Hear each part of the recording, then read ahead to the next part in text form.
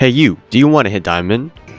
Yes, Does the thought of smart gameplay sound fun to you? he's right. Do you find yourself having the brains and the aim to be a diamond player?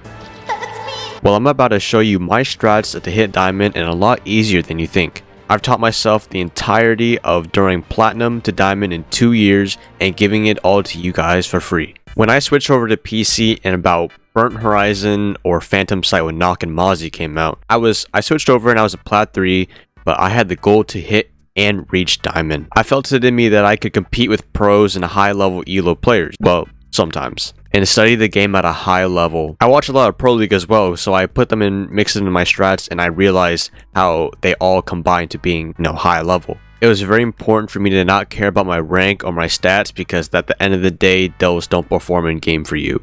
It's crazy how many people I've played with in the past year or two. I've learned a lot from different people. I've left a lot of people, but that's just how the game is.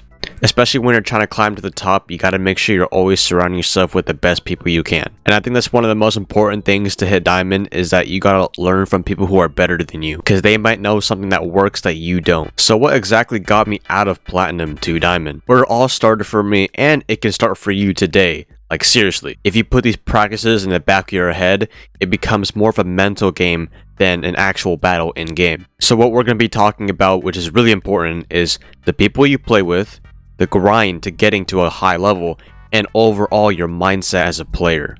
How I think, how many other high elo players think, even some pros, which I've learned what I'll tell you guys in this video. But let's get it straight. Everybody has different progresses, so don't compare your progress, your ranks, and stats from yourself to other players because you're going to trip over yourself and it's not the right thing to do. The people you surround yourself with is about 50% of the game because you're always playing with them. Now, all the stuff I'm about to talk about does apply you having a team. So if you don't have a team, don't be complaining that you're not ranking up because you don't have a team because it's really, really easy. The only hard part is you're not putting yourself out there enough. So some simple ways I recommend for you to find teammates, which is how I did and got to diamond, was solo queuing and adding people from there. It's better to add people and start with somebody than nobody. They don't have to be the best players. Same with the R6 Discord. When I switched over to PC, I knew nobody. So if you're switching over to PC, I don't know how the Rainbow Six Discord is now.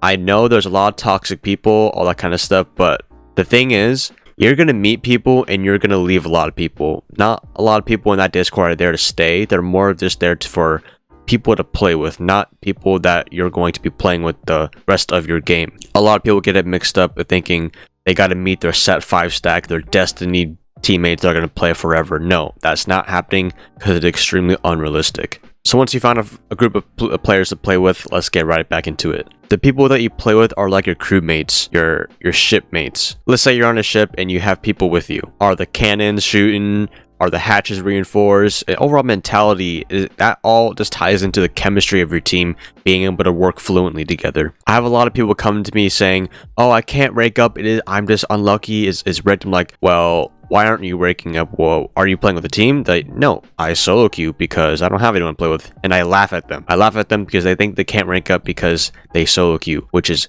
completely correct. At high elo, teamwork beats crazy aim. And another important thing is you gotta be open to play in many stacks. The reason you gotta find a lot of different stacks is because you gotta find the people that you are comfortable playing with. And what kind of player are you?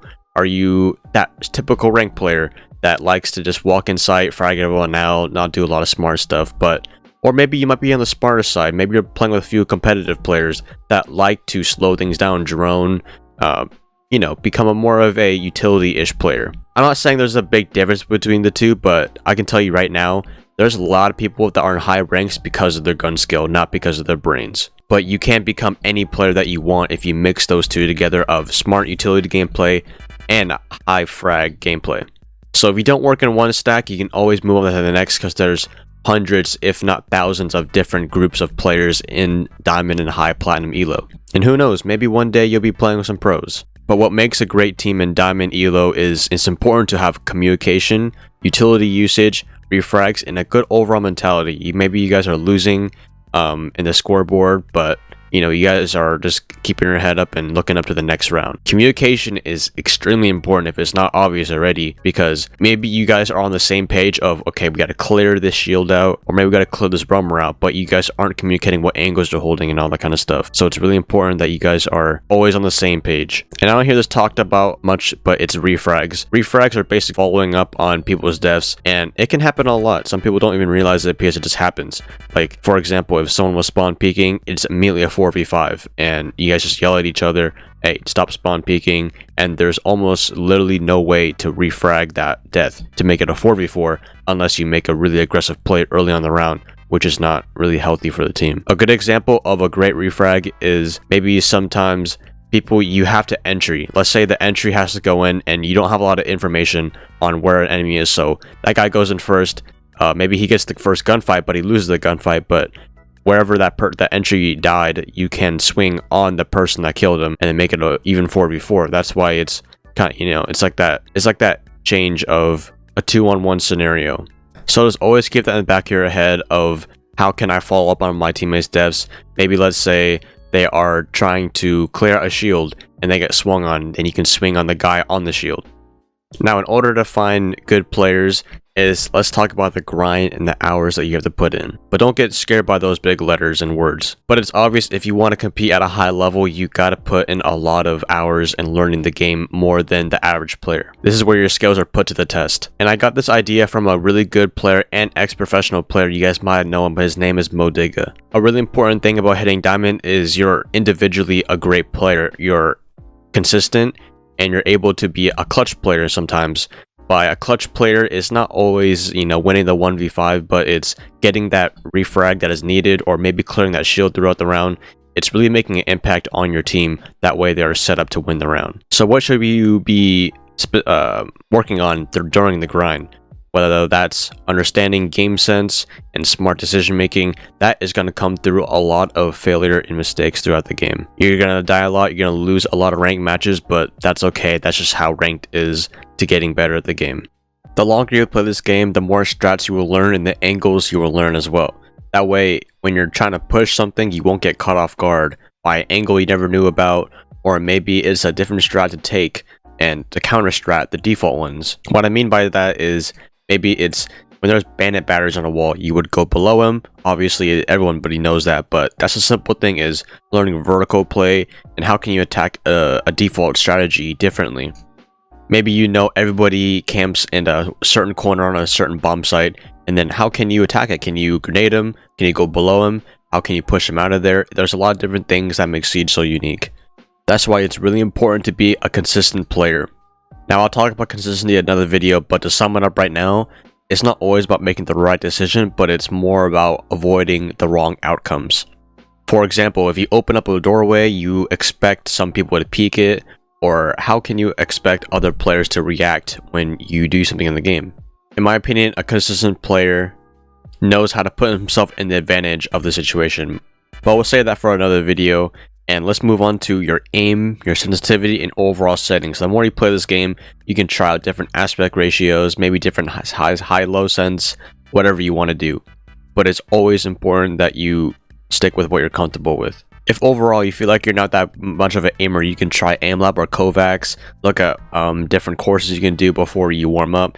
And T-hunting before every time you get on, I think is really important. For me personally, I have to T-hunt, or else I'm going to be potatoing in game. And we can save all this for another video. If you guys want to see more of it, you can comment below. If you want to see another a T-hunt guide, how can I train my aim better? How can I be more consistent? And if you guys comment that below, I will always look at the comments and I will think about it for the next video. So moving on to my last point is one that everybody has and everybody can improve, which is your mindset. What is your mindset working towards? Whether that's competitive play, or maybe it's your content, or you just enjoy playing at high elo. Your mindset basically guides you and controls how you play in-game. Breaking it down, we have your attitude throughout the round. Like I said earlier, this is a mental game over an actual in-game most of the time in high ranks. It's all about kind of knowing, maybe that wasn't the smartest play. Maybe that wasn't the best thing I could have done. How could I have done that better? Or maybe the other team does something really dumb, but you just gotta learn how to move on from it. And, not giving up early, not calling it quit. Just keeping a good attitude throughout the round and throughout your team as too. I think what helps my mindset the most and helps me play this game for many hours on day is positivity and optimism I have to bring myself to. Eventually, I practice this so much it just becomes a way of playing the game, whether that's just moving on to the next round or knowing that I can always be better at a certain part of the game. You know, the worst part about anything in the game is not being happy with what you're doing. And my mindset is, and I want to go pro one day, so I know I have to put in a lot of hours and just keep improving a lot every single day. And I think a lot of players are not actually dedicating themselves to improving, maybe because they aren't playing the game correctly, they aren't utility clearing, they're just walking in expecting to gun everyone down. But that's where a lot of slumps happen, and a lot of people would think that they're in slumps. They tell themselves, I can't rank up, I can't play good enough because I'm in a slump. The quickest way I get myself out of a slump is either just playing through them and also telling myself that I'm not in a slump. If you tell yourself that you're at a disadvantage, you're gonna play like it. That's why your mindset is everything, because it literally is your guide to how you play in game. It's the most simple concept ever. Trust me, nobody plays good when they're angry or mad. So as long as you're happy, that is honestly what really matters in your own gameplay. Even outside of Siege, how does your personality fit into how you think throughout the day and overall habits that you bring in from your real life into Siege? I always prioritize getting better and learning something new every day. So if you do enjoy these type of videos and this type of concept of, you know, how can you get better as a player and this diamond level kind of stuff, check out my TikTok and my Instagram. I have daily content posted every single day on there. Just make sure y'all hit that follow button to stay updated on whenever a new piece of content comes out. Asking questions is important, so send me a DM on Twitter if you ever have anything new, or you can get a guaranteed answer if you go to my Twitch channel where I stream almost every single night. If this video did help you in any way, it is free to subscribe or like the video to save it for later or future reference, and you can always change your mind whenever. We're almost at 20,000 subscribers. Thank you guys so much, and I'll catch you guys in the next video. Peace out.